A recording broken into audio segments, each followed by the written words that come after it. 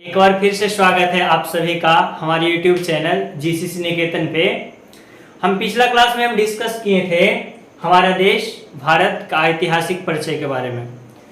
तो हम प्राचीन इतिहास के बारे में कुछ बात कर चुके थे, उसके बारे में कुछ जानकारियाँ इकट्ठा किए थे। हमारा भारत जो है वो प्राचीन सभ्यता कितना समृद्ध था और प्राचीन सभ्यता में के कुछ शासक थे, उनका क्या प्रभाव रहा, क्या क्या वो कार्य किए, उसके बारे में डिस्कस कर चुके हैं। आज हम बात करेंगे प्राचीन समय के बाद विदेशी आक्रमण होता है और विदेशी आक्रमण कैसे हमारे सभ्यता और संस्कृति को कुठाराघात पहुंचाता है, और उसके बाद हमारे देश में एक नया शासन पद्धति की शुरुआत होती है। यहाँ तक हम डिस्कस कर चुके थे और हम बात करेंगे आज विदेशी आक्रमण के बारे में। पहला फोटो दिख रहा होगा आप लोग का, सिकंदर का है। सिकंदर यूनानी आक्रमण था, यूनानी आक्रमणकारी था। मौर्य के बाद शुंग वंश, कन्नब वंश, सातवाहन आता है। उसके बाद गुप्त डायनेस्टी का शासन स्टार्ट होता है। गुप्त डायनेस्टी के कुछ शासक होते हैं, जैसे विक्रमादित्य नाम रहता है, चंद्रगुप्त द्वितीय का, समुद्रगुप्त, कुमारगुप्त संस्थापक रहते हैं। श्रीगुप्त जो होते हैं वो नालंदा विश्वविद्यालय के संस्थापक रहते हैं। समुद्रगुप्त को भारत का नेपोलियन कहा जाता है। चंद्रगुप्त जो है वो विक्रमादित्य की उपाधि धारण करते हैं। कुछ राजा होते हैं गुप्त शासक में महान होते हैं। और उसके बाद गुप्त शासन के बाद जो हमारा देश जो है वो छोटा छोटा सामंत में विभाजित हो जाता है, जिसमें मध्यकाल में त्रिपक्षीय संघर्ष चलता है कन्नौज को लेकर के, पाल वंश में, प्रतिहार वंश में और राष्ट्रकूट में, तीनों में। उसके बाद उसी का फायदा उठा करके विदेशी आक्रमण आता है, जिसमें मोहम्मद गौरी का आक्रमण होता है। उससे पहले सबसे पहले सोमनाथ मंदिर पर आक्रमण किया था। पहला आक्रमणकारी रहता है ये रहता है मोहम्मद गजनी। ये भी जितना भी आक्रमण आ रहा था वो सब उत्तर पश्चिम के क्षेत्र से। तो मोहम्मद गजनी ये भारत को लूटने के लिए आया था। हम बात किए थे पिछले क्लास में कि प्राचीन भारत जो था वो काफी समृद्ध था। मौर्य के समय में भारत के पास अपार संपत्ति था। वो किस व्यापार संतुलन भारत का ऐसा था कि पूरा यूरोप का सोना भारत में आकर के संग्रह हो गया था, और धन इतना हो गया था कि पूरा यूरोप, पूरा विश्व का नजर भारत पर आता था। तो जितना भी आक्रमणकारी आता था भारत को सब लूटने के लिए आता था। उसमें से मोहम्मद गजनी एक आया था भारत को लूटने के लिए। वो सोमनाथ मंदिर रहता है, देखिए उसका फोटो दिया हुआ है इसमें। सोमनाथ मंदिर है, गुजरात में है। 16 बार इस पे आक्रमण करता है और 17वें बार ये आक्रमण करता है। एक जाति है, वो जब सोमनाथ मंदिर को लूट करके वो वापस जा रहा था तो उसको परेशान किया था, तो उसी को दंडित करने के लिए 17वें बार फिर से आक्रमण करता है। उसके बाद इसके बाद जो है मोहम्मद गौरी दूसरा उत्तर पश्चिम से आक्रमण आता है मोहम्मद गौरी के रूप में। और राजस्थान के एक महान शासक पृथ्वीराज चौहान राजपूत शासक रहते हैं। दोनों में लड़ाई होती है तिराइन के युद्ध के रूप में, और प्रथम युद्ध में जो है पृथ्वीराज चौहान की जीत होती है, परंतु द्वितीय तराइन का युद्ध में क्या होता है, वो मोहम्मद गौरी जो है वो षड्यंत्र का गेम खेलता है और पृथ्वीराज चौहान के कुछ दुश्मन से हाथ मिला लेता है, जिसमें उसको सफलता हासिल हो जाता है। मोहम्मद गौरी की जीत के साथ ही भारत पर एक नया सत्ता कायम होता है तुर्क शासन के रूप में, दिल्ली सल्तनत के रूप में। बिहार में भी तुर्क आक्रमण होता है, जिसमें बख्तियार खिलजी का आक्रमण होता है, जो बिहार के प्राचीन समय में जो हमारा बिहार, बौद्ध बिहार जो था उसको नष्ट करता है। उदंतपुरी विश्वविद्यालय को नष्ट करता है और नालंदा विश्वविद्यालय को बर्बाद करता है बख्तियार खिलजी। उसके बाद यही उसी का एक रहता है, बख्तियार खिलजी का ही एक सेना रहता है, उसका नाम रहता है अली मर्दान, वही उसकी हत्या कर देता है, अपने ही लोग मारते हैं। आगे बढ़ते हैं, उसके बाद हम विदेशी आक्रमण के बाद हम आगे बढ़ते हैं नेक्स्ट टॉपिक में। थोड़ा सा तुर्क सत्ता कायम होता है। मोहम्मद गौरी का एक दास रहता है कुतुबुद्दीन ऐबक, जो दिल्ली सल्तनत का स्थापना करता है। और दिल्ली सल्तनत में कुतुबुद्दीन, गुलाम वंश, खिलजी वंश, तुगलक वंश, सैयद वंश और लोधी वंश, इतना वंश का शासन होता है, सब क्रोनोलॉजी में कंटिन्यू। स्टार्टिंग में कुतुबुद्दीन ऐबक के कुछ कार्य है, कुछ सब शासक के बारे में डिस्कस नहीं करेंगे। कुछ जो इम्पोर्टेंट शासक है जो कुछ कार्य किया है उसके बारे में डिस्कस करेंगे, और जो ऐसे ही बीच में आते जाते रहता है उसके बारे में डिस्कस करना उतना इम्पोर्टेंट नहीं। कुतुबुद्दीन ऐबक जो कुतुब मीनार की स्थापना करता है, स्टार्टिंग में नींव दे करके चला जाता है, पूरा बना नहीं पाता है, इल्तुतमिश उसको पूरा करवाता है।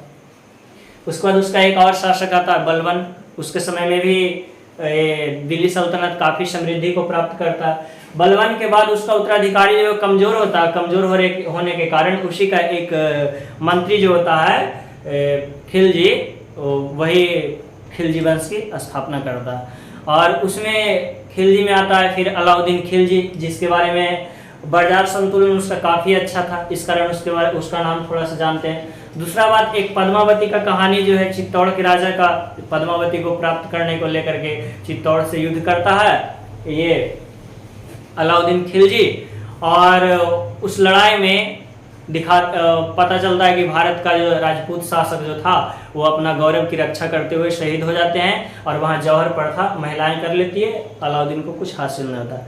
कोहिनूर हीरा की कहानी जो है वो अलाउद्दीन से जुड़ा हुआ है, जो साउथ में गोलकुंडा के खान से निकला था, और इसका अलाउद्दीन खिलजी का रहता है एक सेनापति मलिक काफूर, उसको गिफ्ट में मिलता है, वो दे देता है अलाउद्दीन खिलजी को। उसके बाद और भी कुछ शासक आता है। रजिया का जो संबंध था वो इल्तुतमिश की बेटी थी, गुलाम वंश से संबंधित था। उसके बाद ये अलाउद्दीन खिलजी के बाद क्या होता है, उसका जो सेनापति था, अभी जस्ट हम बात किए मलिक काफूर, है ना, तो मलिक काफूर शासन सत्ता में हस्तक्षेप करने लगता है, और उसका शासन जो है वो लगभग बर्बाद हो जाता है। और उसके बाद मंगोल का आक्रमण होता है, और खिज्र खा एक सैयद वंश की स्थापना करता है। खिज्र खा का कुछ रोल नहीं है दिल्ली सल्तनत में कुछ खास, तो हम ज़्यादा डिस्कस नहीं करेंगे उसके बारे में। और खिज्र खा के बाद आता है लोदी वंश की स्थापना होता है इब्राहिम लोदी के बहलोल लोदी के द्वारा। उसका बेटा सिकंदर लोदी आगरा शहर की स्थापना करता है, जो आने वाले समय में अकबर जो है, अकबर उसको अपनी राजधानी बनाएगा। तो मध्यकाल में लड़ाइयाँ चलती रहेगी, ज़्यादा कुछ कार्य नहीं होगा, ज़्यादातर लड़ाइयाँ चलती रहती है। और उसके बाद जो है इब्राहिम लोदी वंश का अंतिम शासक इब्राहिम लोदी को पराजित करता है, और भारत पे फिर से एक नया विदेशी अपना शक्ति कायम करने में सफलता हासिल करता है, जो मुगल वंश के रूप में बाबर जो है स्थापना करता है। इसका भी स्थापना करने का रीजन था वही अपने ही अपनों को लूटा। तो इब्राहिम लोदी का ही अपना जो एक चाचा था वही इसको न्योता दिया था बाबर को आक्रमण करने के लिए भारत। राणा सागा था, राणा सागा भी ज़्यादा सक्रिय नहीं था, क्योंकि वो भी चाहता था दिल्ली पर बात ये था कि दिल्ली जो था, दिल्ली उस समय थोड़ा कमज़ोर पड़ गया था लोदी वंश के समय में। तो राणा सागा जो राजस्थान का एक राजपूत शासक था, वो चाह रहा था हम दिल्ली पर शासन करें, और इसका इब्राहिम लोदी का चाचा चाह रहा था कि हम दिल्ली सल्तनत पर हम शासन करें। उसी को लेकर के बाबर को न्योता देता है, सोचता है बाबर आएगा, जैसे आमतौर पर तुर्की और इस्लामिक शासक जितना था वो सब लूट करके चला गया भारत से, सोचा बाबर भी लूट करके चला जाएगा। बाबर आता है, लेकिन वो भारत को लूटता है, लेकिन वो यहीं रह जाता है। तो यहाँ के राजा से मुकाबला करना पड़ता है। सबसे पहले राणा सागा से खानवा में लड़ेगा, उसके बाद बंगाल के शासक से लड़ेगा, चंदेरी के शासक से, ऐसे ही 3-4 लड़ाइयाँ लड़ता है बाबर। उसके बाद इसकी मृत्यु हो जाती है। उसके बाद इसका बेटा आएगा हुमायूं, ये भी कुछ समय तक लड़ाइयाँ लड़ेगा। बिहार का एक शासक रहता है अफगान शासक से लड़ता है, और उसके बाद जो है हुमायूं हार जाता है, और दिल्ली पर अफगान शासन का स्थापना हो जाता है। ये सब मध्यकालीन में लड़ाइयाँ होते रहती थी। तो हम भारत के सभ्यता और संस्कृति के बारे में बात कर रहे थे, तो क्या ये लड़ाइयाँ जो है वो भारतीय सभ्यता और संस्कृति को प्रभावित करती है? शासक चेंज होगा तो उसका इकोनॉमिक कैप्चर करता है, अर्थव्यवस्था पर अपना शासन स्थापित करता है, राजनीतिक व्यवस्था पर शासन स्थापित करता है। मतलब जब शासक चेंज होता है तो पूरा एक देश का संपूर्ण व्यवस्था पर अपना आधिपत्य जमा लेता है, यहाँ तक कि संस्कृति और सभ्यता भी प्रभावित करती है। परंतु बावजूद इसके मुगल और उसके बाद तुर्की आक्रमण, अफगान, इसके बावजूद भी भारत की सभ्यता और संस्कृति काफी अपने आप में समृद्ध रही है। उसके बाद भी हुमायूं के बाद थोड़ा सा कहानी हम बता देते हैं। हुमायूं के बाद शेरशाह आता है। शेरशाह कलिंजर के किला पर आक्रमण के दौरान एक तोप का गोला टकरा करके आता है और उसी में उसकी मृत्यु हो जाता है। उसके बाद दिल्ली पर पुनः बाउंस बैक करता है हुमायूं, और उसके बाद एक मुगल वंश में सबसे महान शासक के रूप में अकबर का जन्म होता है। अकबर जो है, अकबर कुछ काम करता है इसमें, धार्मिक सहिष्णुता रहता है। ये धर्म को, किसी भी धर्म को ये नहीं, धर्म से ऊपर अपना राज्य शासन को रखता है। और कुछ धार्मिक कर को समाप्त करता है, जैसे जजिया कर, तीर्थ यात्रा कर जो है, और भी जो धार्मिक कर था उसको लेकर के कुछ समाप्त करता है, और एक्स्ट्रा मतलब एक्स्ट्रा भी जो कुछ कर रहा था उसको भी समाप्त करता है, जिससे यहाँ की जनता को कष्ट का अनुभव होता है, कष्टदायी साबित होता है जो कुछ। अब देखिए उसके बाद जो आता है अकबर के बाद इसका बेटा आता है शाहजहां आएगा, और सलीम आएगा जिसका, और उसके बाद आएगा शाहजहां आता है। तो जितना भी मुगल साम्राज्य का पैसा कमा करके रखा था अकबर, वो सब भवन निर्माण वगैरह में पूरा खर्च कर देता है। उसके बाद जो है भवन निर्माण कार्य कुछ करता है, ये शाहजहां के टाइम में होता है, जैसे ताजमहल का निर्माण, लाल किला का निर्माण होता है, और भी मयूर सिंहासन का निर्माण करता है। तो कुछ निर्माण करता है, और निर्माण करने में इतना पैसा का खर्च कर देता है कि राज्य का अर्थव्यवस्था जो है वो चरमराने लगता है। इसके बाद शाहजहां के बाद उसका बेटा औरंगजेब मुगल की गद्दी पर बैठता है, और वो जो अर्थव्यवस्था जो भारत का टूट गया था उसको फिर पुनः अर्थव्यवस्था को मजबूत करने के लिए वो ढेर सारा फिर से भारत की जनता पर कर लाद देता है, जिसके कारण इसके समय में, औरंगजेब के समय में भारत का जनता जो है वो कुछ नाखुश होती है। नए अब देखिए होता क्या है, औरंगजेब अपने ताकत के बदौलत पूरा भारत पर कैप्चर कर लेता है। अब ताकत के बदौलत अगर किसी क्षेत्र पर कैप्चर किया जाता है तो आप तभी तक उस क्षेत्र पर कैप्चर कर सकते हैं जब तक आपके पास ताकत है। अगर आप कमजोर पड़ेंगे तो वो स्वतंत्रता की घोषणा कर देता है। वर्ष यही होता है औरंगजेब के टाइम में, और औरंगजेब की मृत्यु जैसे ही होती है 1707 में क्षेत्रीय राज्य का उदय हो जाता है भारत में, और मुगल सत्ता धीरे धीरे पतन की ओर बढ़ जाता है।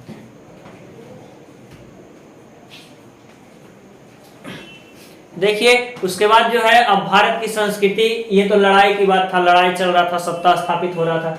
अब भारत की संस्कृति के बारे में हम बात करेंगे, जैसे क्या भारत का संस्कृति जो है मध्यकालीन समय में कैसा था। तो मध्यकालीन समय में भवन निर्माण कला भी काफी प्रचलित था, जैसे ताजमहल का निर्माण हुआ था उस समय। उसी दौरान जो है ये हुमायूं का मकबरा का निर्माण हुआ था, और मेहराव भवन निर्माण में जो है वो इस प्रकार का स्ट्रक्चर बनता था, उसको मेहराव बोलते थे। देखे होंगे आप इसमें जो बना हुआ है इस टाइप का स्ट्रक्चर जो है। तो ये सब जो प्रणाली जो है वो तुर्कों लेकर के आता है, और नई भवन निर्माण प्रणाली के साथ साथ खान पान में भी कुछ चेंजेस मिलता है समाज में जो है, जैसे चरखा वगैरह तुर्क के द्वारा लेकर के आता है। चरखा जो है, कुछ खाने की सामग्री जैसे सेवई जो है ये सभी तुर्क से आता है। तो ये सब बदलाव देखने को मिलता है हमारे समाज।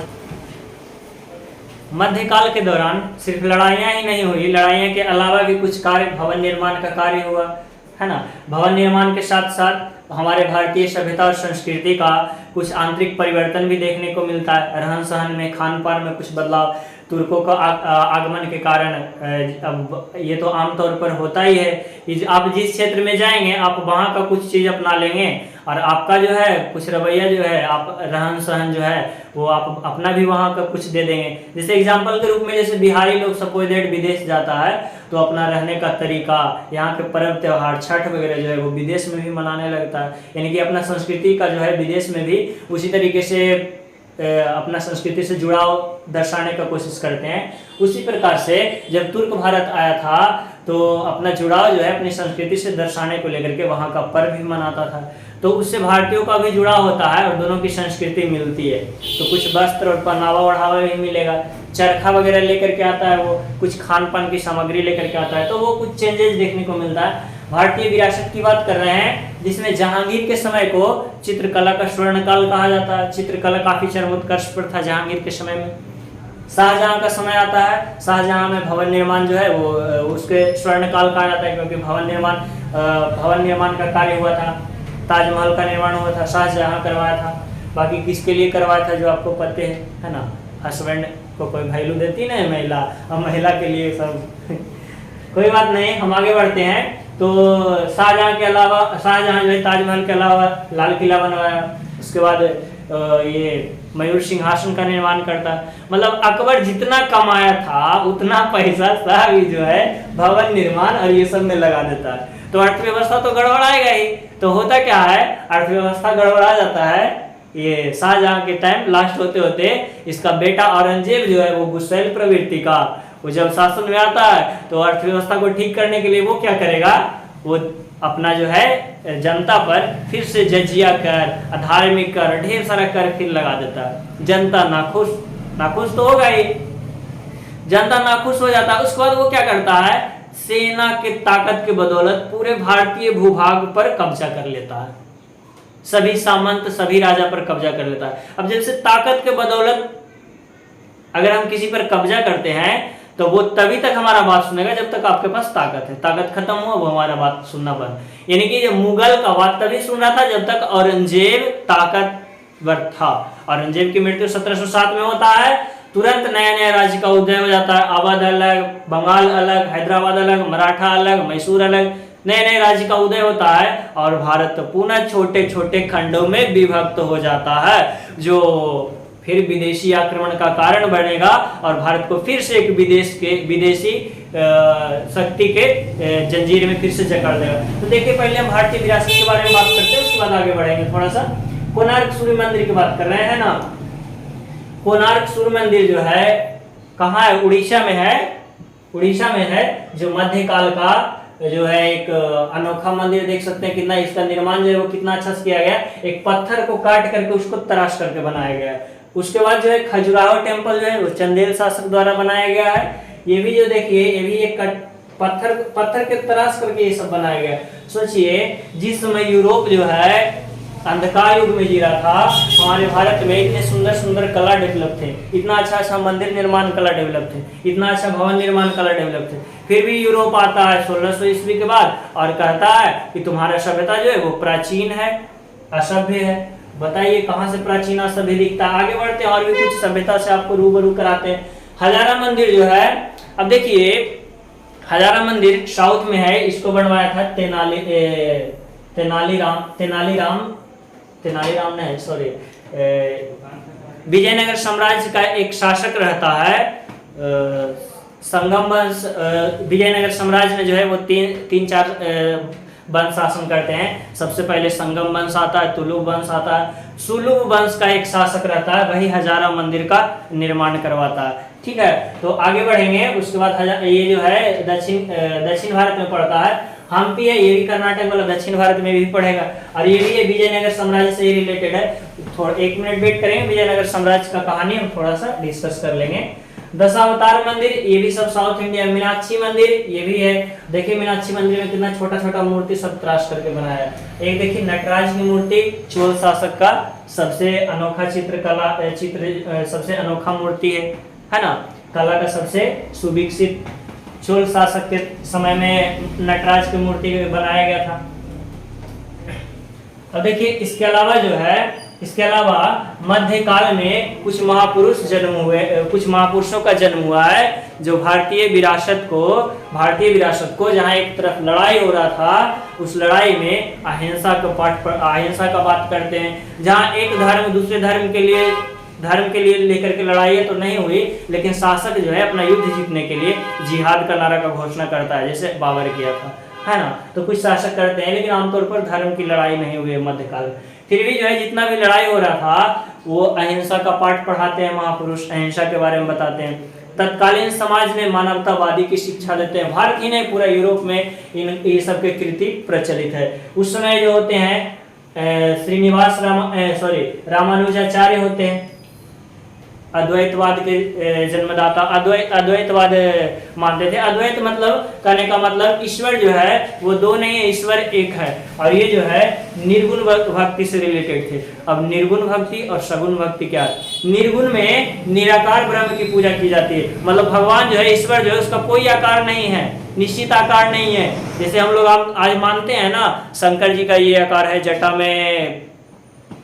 जटा है इधर बहुत बड़ा बड़ा, और गला में सांप का माला पहने हुए, हाथ में त्रिशूल लिए हुए, मतलब ये आकार हम दिए हुए भगवान को। परंतु ये जो है शंकराचार्य जो है वो निराकार ब्रह्म के मतलब निर्गुण भक्ति से रिलेटेड थे। उसके बाद एक रामानुजाचार्य जिनके जो है साउथ में मूर्ति बना हुआ है ना, स्टैच्यू ऑफ इक्विलिटी के रूप में, ये भी जो है निर्गुण भक्ति से रिलेटेड थे।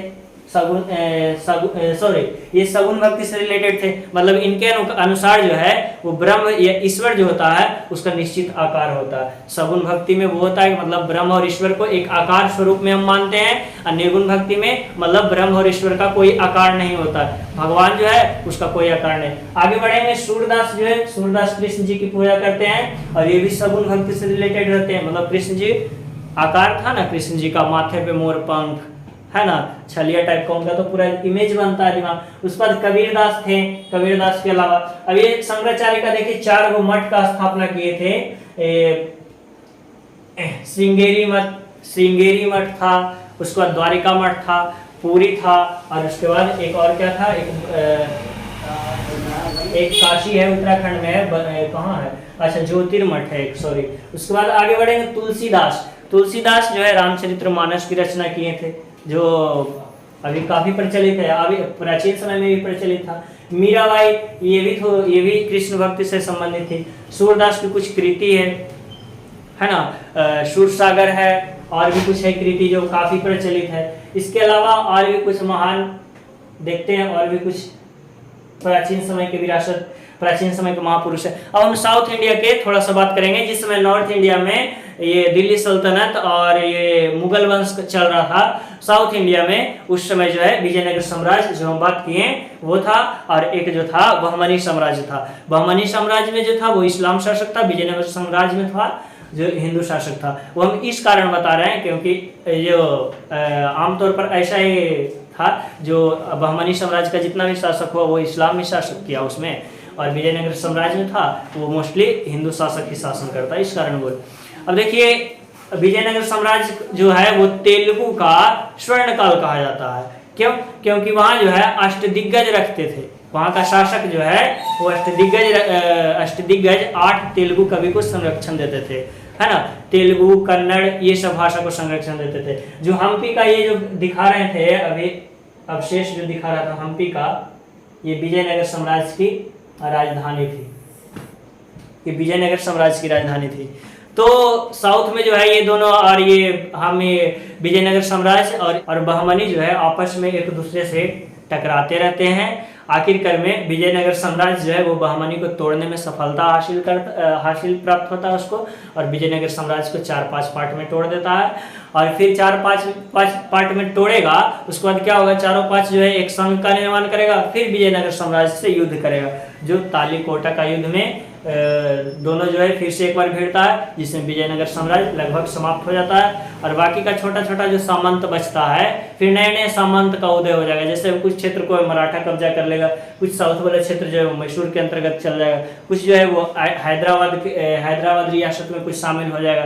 तो ऐसे ही करके फिर धीरे धीरे जो है वो छोटा छोटा सत्ता जो है वो ये जो सामंत जो होता है वो अपना लेता है। उसके बाद जो है मध्यकाल में जो है हम भारत का विरासत जो है, भारत की संस्कृति, भारत की सभ्यता जो है काफी कुठाराघात पहुंचा इस्लाम आक्रमण या फिर विदेशी आक्रमण के द्वारा। इसके बावजूद जो है भारत की सभ्यता और संस्कृति काफी सुदृढ़ रहती है, जो महापुरुषों के रूप में आप देख सकते हैं। इन महापुरुषों के विचार और इनके कृति के रूप में, इनके द्वारा कुछ कृति की रचना किया गया, कुछ किताब की रचना किया गया, जो वर्तमान समय में काफी प्रचलित है ना। इनके अलावा और भी उसके बाद क्या होता है, हम अभी बात किए थे कि इसका औरंगजेब की मृत्यु के बाद फिर एक नई विदेश शक्ति का आक्रमण होता है। विदेश शक्ति नहीं, मतलब एक व्यापार आई कंपनी, यूरोपीय कंपनी जो है भारत को फिर से गुलामी की बेड़ियों की जंजीर में जकड़ लेता है। तो बाकी का जो है हम यूरोप का आगमन और आधुनिक भारत का इतिहास जो है अगला वीडियो में डिस्कस करेंगे, क्योंकि वीडियो ज़्यादा लॉन्ग ना हो। और बाकी पूरा वीडियो देखने के लिए थैंक यू। अगर आपको वीडियो अच्छा लगे तो हमारे चैनल से जुड़ जाएंगे और दूसरे को, अपने दोस्तों को बता सकते हैं, शेयर कर सकते हैं। धन्यवाद।